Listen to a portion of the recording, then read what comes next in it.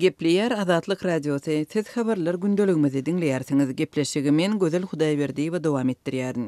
Türkmenistanda ýygyderli ýagýan ýagyn zerarly ýurdun gün batarynda we gün orta günde orunda birnäçe uly şäheri suw aldy. Azatlyk Radiosynyň Türkmenistandaky habarçylarynyň söýlerine görä 14 aprelde Türkmenbaşy we Balkanabad şäherlerini suw alypdyr. Türkmenbaşy şäherinden tanyşym ýagyşdan soň suwun köçelerden derýa bolup akanlygyny we deňiz tarapy gidenligini aýdýar diýip Azatlygyň Türkmenistandaky habarçysy 15 aprelde gürrüňerdi. Azatlygyň habarçylarynyň söýlerine görä ýagyş suwlary Balkanabad şäheriniň töwerekdaşynda hem ýygnanypdyr. 14 aprelde Balkanabaddan gelýän otlynyň ýolagçylary gürrüňerdiler. Olar demir ýoluň depi bolup duran ýerlerden geçýänligine şükür edipdir. Çep we sag taraplarda tutuş meýdanlar köle öwrülipdir diýip Azatlygyň habarçylarynyň biri aýdýar. 13 aprelde Azatlygyň dinleýijileri Mary welaýatyndaky ýagyn zerarly Terhiyadabad şäherine suw silin gelenligini habar berdiler.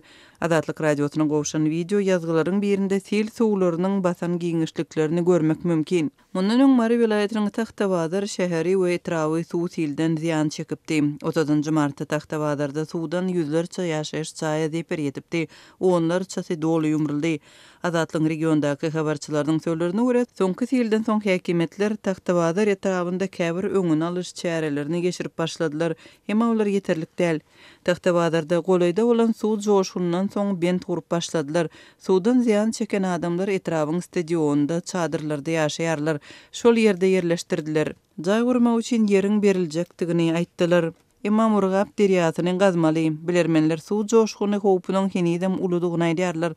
Murgap derýasynyň özü ören bulançak. Suwy Sarıýazyn suw howdanynda ýygnaýarlar we her ýylda ol özüni ýarym metr gömüp barýar. Indi bolsa her ýyl suw joşgunyň howpy barha artýar. Hiç kili çäre bolsa görülmeýär diýip Azatlygyň regiondaky habarçysy aýdýar. Mart aýynyň ortalaryndan bäri ýagan ýagyş suwlary Türkmenistanyň tutuş giňişliginde suwuň joşmagyna we silin gelmegine sebäp boldy. 19 martda Balkan welaýatyna gelen sil Bereket we Serdar şäherlerini weýran etdi. Regionyň ençeme owatyny suw bastdy. 13 aprelde sil Türkmen paýtagtyna hem bardy.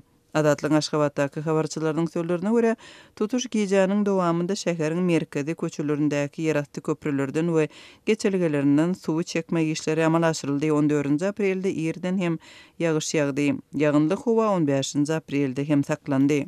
Şol bir wagtyň özünde de Türkmenistanyň häkimetleri we habar beriş serişdeleri ýurtda bir aý bäri dowam edýän tebigi hadisalar we olaryň netijeleri barada dymmagyny dowam etdirýärler.